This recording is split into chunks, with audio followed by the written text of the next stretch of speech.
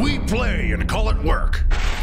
MiniWarGamer Dave here from MiniWarGaming.com, here with Mike Grove. Hello. Welcome, Wargamers, to a review video of Mortarion, the new Primarch, the new Deathguard, the new Lord of War. The new goodness. This model is amazing. He is awesome. He's in my colors.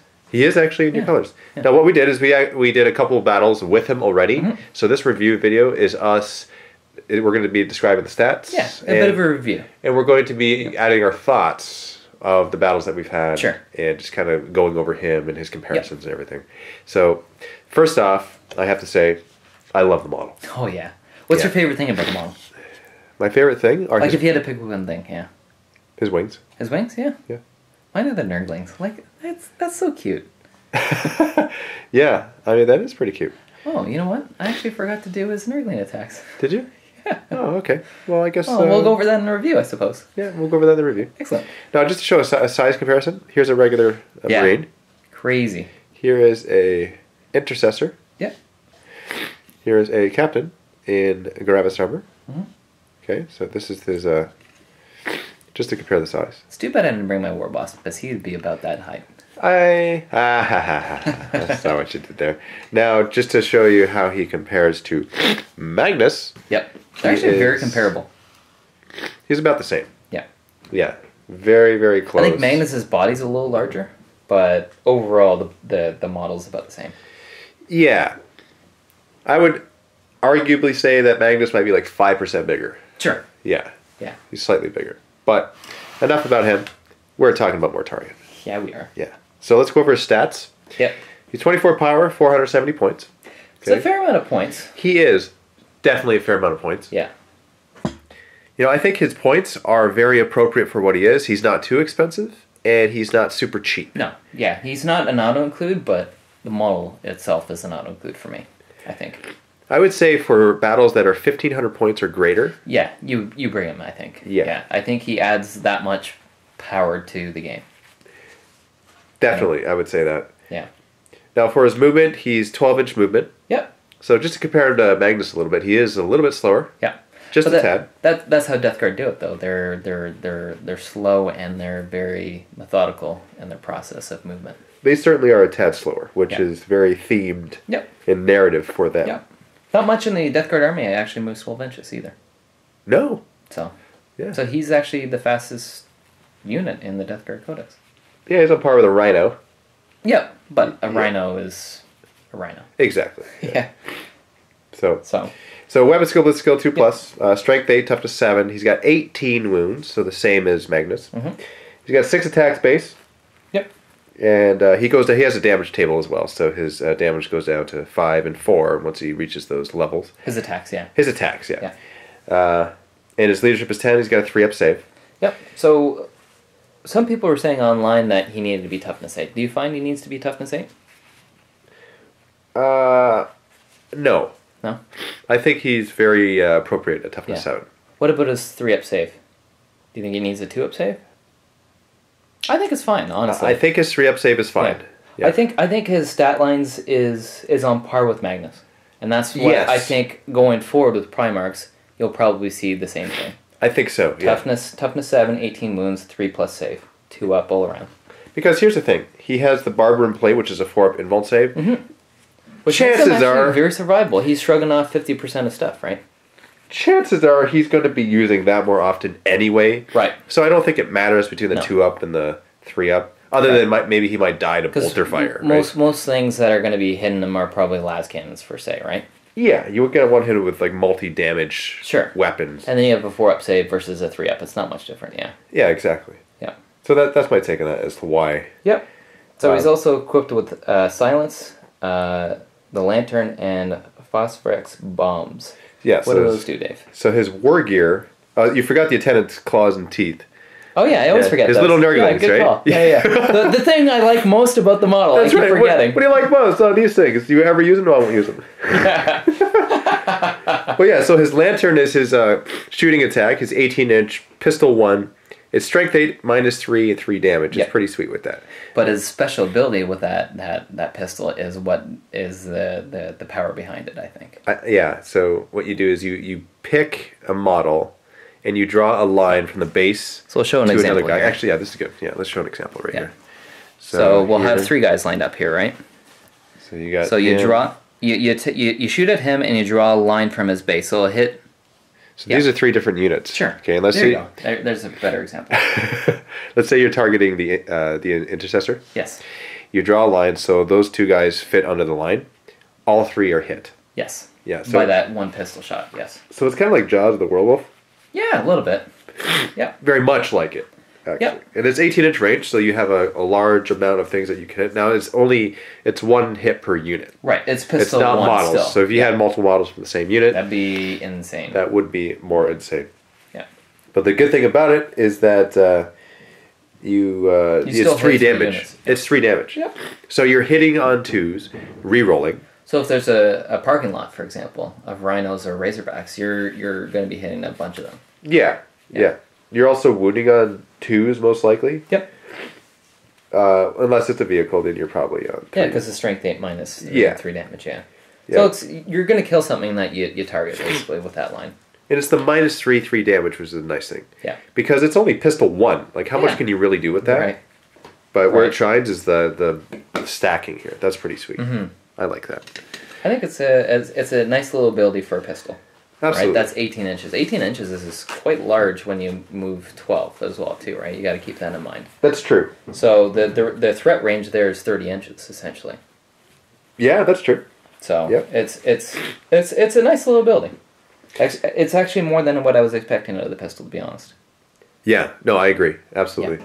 So his silence, that's one of his melee attacks. Yep. He's got 2 modes with this, the Reaping Scythe and the Eviscerating Blow. It's pretty awesome. So the Eviscerating Blow, that's the one where you want to do massive amounts of damage, but you get less amount of attacks. So you get 6 attacks base when you're at full wounds.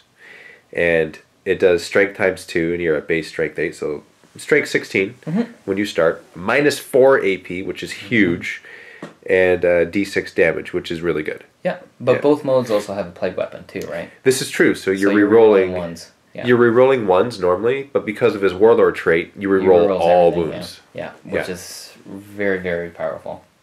And then his Reaping ability is Strength User -2, 1 damage. Yeah. And instead of making 1 attack for this weapon, you make 3. Yeah. So it's very much like a Lord of Skulls or an Imperial Knight or something like that. Something like that. Yeah. Where they can stomp multiple attacks, and it's a very, very powerful ability. And we haven't seen something like this on a model of this scale. Because right. Magnus doesn't have something like this. He just does straight 3 damage. So he's actually very good at killing hordes. Yeah. He'll have 18 attacks at his base 6 attacks. Yeah. Yep, that's true. Yeah. So he's going to be swinging you on 2s, re-rolling. Yep. He's going to be more than likely wounding on 2s, re-rolling. That's true. With -2 AP and 1 damage. Yep.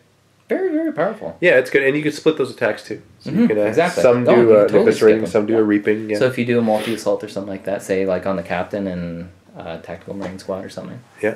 Really good. And that's the nice thing about that, because then you're not just relegated to only attack one thing and only kill one thing. You could completely wipe out both things. Mm-hmm. So you just recalibrate and readjust according to what you're fighting. Unless, of course, you read, when attacking with this weapon, choose one of the profiles below. Right. Which is the case. Which means everything we just said was a lie. Not necessarily. You can't split them, right? So it just says choose one of either Reaping Scythe or Eviscerating Blow. You can still attack both units. Right. You just can't choose which mode you're attacking each unit with. Likely you'll probably pick Reaping Blow in that sense. Yeah. So it's still a very, very powerful weapon. But there's nothing better than just doing that Eviscerating Blow and completely destroying an elite unit. Yeah. Like, there's something really satisfying about that. Yeah. I don't think the Lord of Skulls would die to that. He's got 28 wounds. Yeah, and he would just say, hit me more. He would say, hit me like the Joker, and he gets more attacks as he gets more wounded. Yeah, exactly. So that would actually be a really good fight, and I look forward to making a future video where Mortarion fights the Lord of Skulls. What do you think he'd have a hard time with? Mortarion? Well, anti-psyker. Yeah. Yeah. But when you're in close combat, like, what can he not go up against in close combat? Maybe an Imperial Knight, because they do 6 damage with their chainswords. Yeah. That would kill him pretty quickly. It sounds like he still has a 4-up save with Disgustingly Resilient. He's going to go down in 4 hits. I think it depends on who attacks first. That's true too. Yep. Yeah, like he would be able to probably take it out as well. The knight probably won't have a save at -4, right? Actually, it doesn't have a save. Well, then there you go. Yeah. But so you're doing d6 damage. Can you survive the attacks if you can't kill the knight? That's the question. That is the question too, right? I mean, whoever goes first likely will put on the hurt first. I think so. Yeah. So talking about his abilities here. Oh, you did miss the Nurglings. I did, but what do they do? We were talking about it. There's only strike 2 and then AP nothing and 1 damage. They are plague weapons. But it is a plague weapon. It is, so you're re-rolling. And you do make d6 additional attacks for this weapon as well. It sounds like just a little annoyance on you. Yeah. So that's fine. I'm fine with that. I like it. I think it's a cool little ability. What little noises will they make if they're attacking you? I picture like... Yeah, a little bit like that too. Chickpeas? Yeah, I think chickpeas would do it. Yeah. So we didn't go over the Phosphax bombs either. So it's 6-inch range, grenade 2d6, which is awesome. Awesome for grenades. Yeah, because usually it's what, d6 or d3? Yeah, usually it's one of those. But 2d6 is awesome. Do that in Overwatch, right? Yep. So strength 5, -1 AP, and 1 damage. Yeah, so it's like a heavy bolter. Yeah, that's good. It's not bad. It's not bad, especially it's 2d6. Yeah, chuck that every time. It's significant, but it's only 6 inches. That's the key. Well, it's still just a grenade too, right? At the end of the day, just a grenade. And that's all you got to worry about. Something to note, though. Yeah, for sure. Death to the False Emperor. He's got that. Mm-hmm. So any rolls of 6s, you get additional attacks against armies with the Imperium, which is nice. You got it. And he's got Disgustingly Resilient, which again is ignore wounds on a 5+. Yep. Sorry, ignore damage on a 5+. Ignore damage, yeah. So, I mean, that's extremely useful. Especially when things happen to you, like Death Hex, where your invuln save is taken away. Yeah. That's very useful because... Otherwise, he would just straight up die. Yeah. He would. Yeah. But that is his resilience. That's what makes him tough, right? It's not the toughness, it's the Disgustingly Resilient on the Primarch body. Yeah. Right? Of the toughness 7, 18 wounds, and 3+ save. It's a big deal. Yeah. Yeah. I like it. I do too. He's the Primarch of the Deathguard, which means you can re-roll failed hit rolls of 1 when Deathguard units are within 7 inches of him. Yep. Including himself, right? Including himself. Yep. So he's always going to be 2s re-rolling 1s. Yep. It's awesome. Yeah, so he's always re-rolling his hits. Yep. Yeah, which is nice. The Barber Plate, like we said before, 4-up invuln save. Yep. Now this one is... That's awesome. I get excited for this next ability because it's a big deal. Yeah. So, Host of Plagues, it says you roll dice for each enemy unit that is within 7 inches of Mortarion at the start of the fight phase, and consult Mortarion's damage chart, and if the roll equals or exceeds the required value, the unit being rolled for suffers d3 mortal wounds. Yeah. Now, the Host of Plagues chart starts at 4+, and the more he's wounded, according to his different tiers, it's 5 and then 6, right? Yeah. So, at the beginning of the game, you roll 4+, at the beginning of the fight phase, all enemy units within 7 inches, d3 mortal wounds. Yeah. Yeah, it's smite. You get a smite. You get a smite. You get a smite. Pretty much 4+, right? Only it's better than smite because it's not just one unit. Exactly, and it's on a 4+, right? So 50-50 shot. Yeah. And smite, it's 5 to cast. Yeah. But you're right though. It's more than one unit. It's units within 7. So if they're daisy chaining to get ores from other characters, and you get that character in close combat, you're going to be doing mortal wounds a lot. Yeah, and that seems to be the theme with Deathguard, is lots of mortal wounds being inflicted. An elite army that does a fair amount of damage, right? Yeah, for sure. Mm-hmm. And so we go to the next ability, which is Toxic Presence.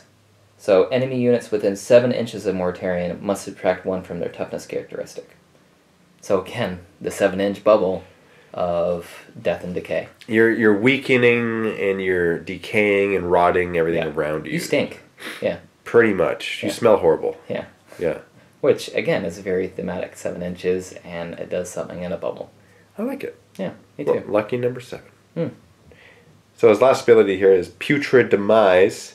When he loses his last wound, after you roll for Disgustingly Resilient, what happens is you roll a dice before removing him, and then on a 4-up, he explodes, and he showers all nearby with disease and putrid filth. And each unit within 7 inches suffers d3 mortal wounds, unless they're Nurgle. Right. So again, with the mortal wounds, and again with the inflicting of stuff within a bubble. Within 7 inches. Yeah. Yeah. Yeah. He's On like 4+ is very good. You know, I picture him pulsing. Yeah. You picture like he's got this like wave of flies and pus and stuff. Yeah. Mist. It's just puffs. an unending wave of flies. Yeah. Yeah. Yeah. Because it happens every combat phase, a plague of host of plagues, right? Yeah. So it's very, very good. Because that happens on your phase and your opponent's phase. Yeah. So if they're ballsy enough to charge you, you go, but wait. There's Have some mortal wounds there. No, hey, that's great. I love it. Yeah. So what can he do for psychic powers? So he could choose 3 from the Contagion discipline. Mm-hmm. He knows 3 in addition to Smite. He knows 3. Yeah. He can only cast 2. Right. But he can deny 3 though. He can deny 3. Yeah. So he takes 3 powers from the power of Contagion discipline. So that's the Nurgle powers from the book here. So he can't take warp time, unfortunately. No. But I think we'll see that with the Thousand Suns book, where Magnus can't take warp time either. Probably, most likely. Mm-hmm. But there are some new things that are added to his existing Contagion discipline. Yep. A lot, actually. Yeah, 3 new powers from the Chaos Index book. The Blades of Putrefaction, Putrescent Vitality, and the Curse of the Leper. Curse of the Leper, that's probably good against more multi-model units. Yep. I think so. Yeah. It's Warp Charge 7, and basically you roll 7 dice. The closest visible enemy unit within 14 inches of him, they suffer mortal wound for each die that exceeds the toughness. Right. So, again, with the aura and the bubble of wounds, of mortal wounds. It's very themed in this army. What's your favorite power on him? My favorite power on him is the Miasma Pestilence. And the reason for that is because at the start of until the start of your next psychic phase, you subtract 1 to all hit rolls made for him. Right. So it's just harder to hit. So he's going to have a lot of DACA coming at him, obviously, right? Oh, of course, yeah. He's so they're all going to be -1, right? Like, for example, the Hellblasters. If they shoot at him, they're dying on 1s and 2s. That's correct. Yeah, if they supercharge. If they supercharge, exactly. So I think it's super powerful. I think that is a must. Yeah. You must do that. You have to have it off, I think. Otherwise, he's not as resilient, right? For sure. Yeah, and we did actually do that in the game, and we definitely saw a difference. Yeah. In his survivability. Oh, for sure. For sure. And we also saw it when we forgot, right? We saw it when we forgot. Or when it was denied. This is true. Yeah. Yeah. So it's the definite must power. That's what I was thinking as well. I also like the Putrescent Vitality, where you select a Deathguard infantry unit, and you basically add 1 to the strength and toughness. Yeah. So unfortunately, he doesn't have the infantry keyword, so he can't do it on himself. So he can't become toughness 8. Right. But I think that's why they put the infantry keyword in that psychic power. I think so. Otherwise, it would be, that everyone would just cast it on themselves. Exactly. Yeah. He would he knows 2 powers. He would cast those 2 every time. I wouldn't cast Smite. I'd put Miasma Pestilence and the Vitality power. Yeah. Yeah. Every time. And then you can deny 3, right? But to have more survivable than offensive, like, I'm probably going to cast Miasma Pestilence and Smite, generally. Right. Yeah. Yeah. 3 plus Smite, but you can only cast 2. You can only cast 2, which is, exactly. So you can only ever do 2. The nice thing I like about Mortarion, though, is he does have synergy with the army, too, right? Oh, absolutely. Like the unit with the Death Shroud, when you can straight up 2+ take wounds incoming, right? So if Mortarion's getting swung at with las cannons, not swung at, but shot at, with las cannons, you deep strike these guys close to you if you know you're going to get shot at, and on 2+, those guys take the d6 shots when they only have 2 wounds instead of Mortarion. That's true. So in my army, I'm probably going to equip 3 and deep strike them first turn and keep them nearby Mortarion. Yeah, that's very expensive wall of extra wounds, but they also have a 4-up involved. And they also have Man Reapers. Yeah. So they're also good in combat. So if they don't die, then they'll tear someone apart. It protects Mortarion for a round. Around one round before he gets into combat. 75 points ish, because they're 70 points so each. 225. Yeah, that's a little bit more expensive than I thought, Yeah. but I think I still do it. Yeah, and plus they're a good unit to bring just in general, so you might as well have their utility use before you get them into close combat, which is where they shine. Right, exactly. Yeah, no, I agree with that for sure. It is Arch Contaminator, which allows other units with plague weapons reroll all wound rolls, not just rolls of 1. That's his Warlord trait that he comes base with. That's right. Yeah, that's a big deal too. Now, it's only within 7 inches of him, but still, it's a big enough difference where things that are fighting up and alongside him... Say put drones near him, right? Yeah. Those flamers that are 9 inches are now re-rolling everything, not just ones, because they're plague weapons. I think that's one strategy I'll do too, right? You bring 2 or 3 plague or bloat drones. Yeah. Yeah, I can see that for sure. Yeah. So that's basically the gist of Mortarion. Yeah. He is fantastic. Oh yeah, I love him. Yeah. He's a day 1 purchase. Yeah. A day 0 purchase, let's be honest. A day before the day 0, yeah. Yeah, like if I could get him early, I'm getting my hands on him, you know? And it might be the first model I paint. Because the Deathguard Codex comes out, and that's the only new model. Oh yeah. Right? So... I think we'll be seeing a lot of him on the battlefield. Oh, definitely. I think you'll see him definitely in the Chaos Deathguard book, but will you see him in like a Chaos themed army, you think? I think probably just Deathguard. Yeah, for sure. Yeah, because he's got the keywords and he has the things that are synergistic. So the things that he provides bonuses to are all Deathguard stuff. So I think you'll mostly see him on Deathguard. Yeah. Unless it's a narrative scenario, then that's different. Right. But straight up armies, yeah, Deathguard. Yeah. That's how I think he's probably 2 points heavy for just bringing a Chaos army, right? Like I say, you want to bring some Tzeentch and some Khorne Berserkers and stuff like that, just to kind of be a close combat themed army, because Mortarion is definitely close combat themed. He himself is a close combat theme, for sure. Yeah, and he's resilient, which is the entire army. Yeah, exactly. Yeah.